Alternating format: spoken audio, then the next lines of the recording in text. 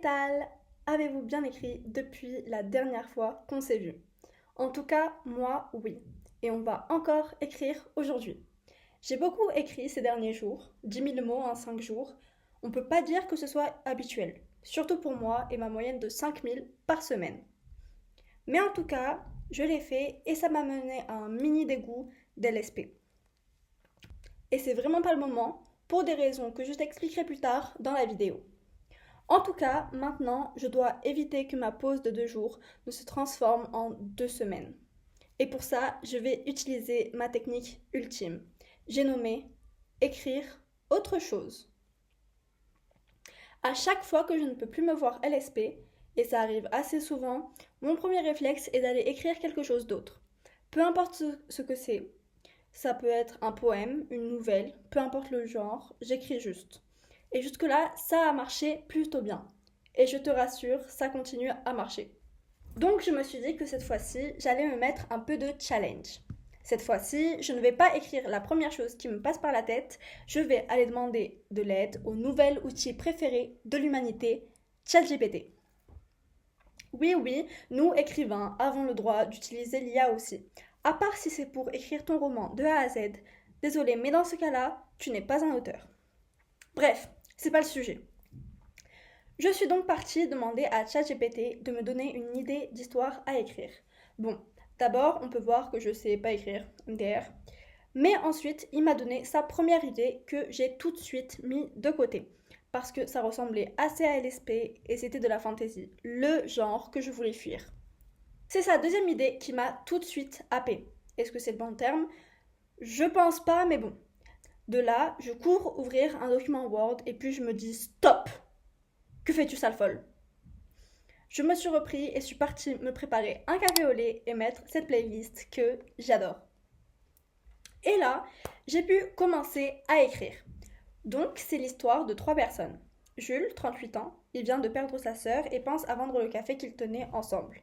Léa, 32 ans, prof de lettres en arrêt maladie dû à un burn-out, qui passe ses après-midi dans ce café avec son carnet, à observer les gens au lieu d'écrire. Et Mina, 17 ans, au cœur d'un conflit familial, elle sèche les cours et passe ses après-midi au café de Jules sans rien consommer. Un jour, Léa commande 3 tasses de café pour elle, Jules et Mina. Je n'en dirai pas plus, mais je pense poster l'histoire sur Wattpad dans quelques jours. C'est là que je publie tous mes poèmes et mini-histoires. Maintenant que vous savez ce que j'écris, laissez-moi vous expliquer la raison de ce sprint pour LSP. Si vous avez vu ma dernière vidéo, vous savez que celle-là était censée être un bilan d'un challenge que je m'étais fixé en avril.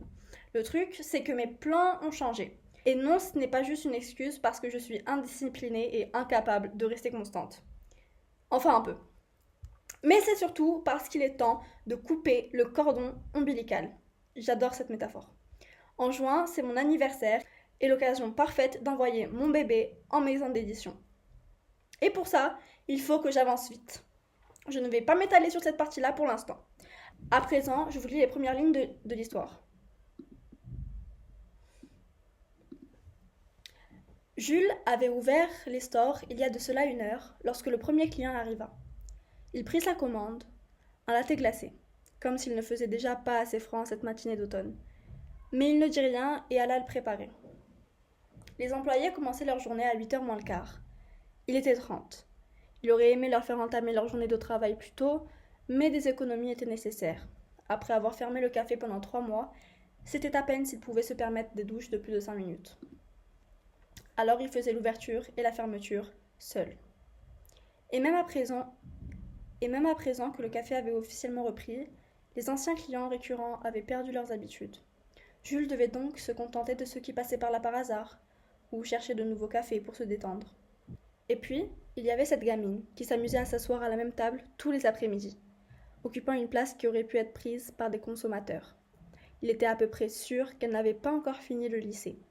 Il aurait immédiatement contacté ses parents pour les prévenir que leur fille séchait s'il n'avait pas déjà été submergé par ses propres problèmes. Ah, la jeunesse! Une époque où Jules était lui-même bien insouciant. Sa sœur et lui n'allaient presque jamais en cours. Le skatepark était bien plus attrayant. Il dessina la Rosetta et déposa le latte glacé sur la table du client. Votre commande, monsieur. L'homme lui adressa un sourire vide, mais Jules ne s'en souciait pas. Il y a bien longtemps que personne ne lui avait adressé un vrai sourire. 8h03. La première employée arrivait. Il la salua et partit se poster devant la vitrine.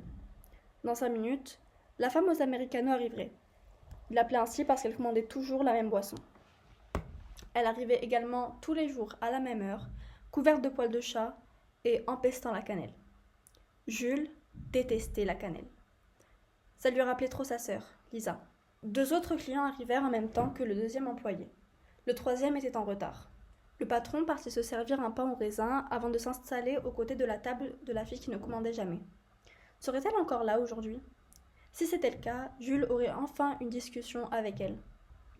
Il doutait que ça change quoi que ce soit, mais sa conscience serait tranquille.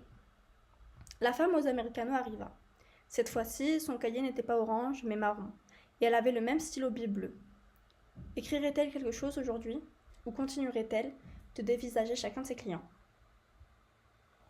Voilà, franchement, je suis à la fois assez fière de ce que j'ai fait et en même temps, je sais que je pourrais faire mieux. Mais le but de ce texte était surtout de m'amuser, donc on s'en fout. Si vous voulez la suite, elle est normalement déjà postée sur Wattpad à l'heure où vous voyez cette vidéo. Par contre, ce n'est que la première partie. Je ne sais pas quand la deuxième sortira. Là, ma priorité, c'est LSP. Enfin voilà, maintenant vous savez où j'en suis avec mon livre. Et vous, quelle est votre technique ultime pour passer la page blanche ? Dites-le moi en commentaire. Moi, je vous dis à la prochaine, tenez-vous bien, écrivez bien surtout, et bisous !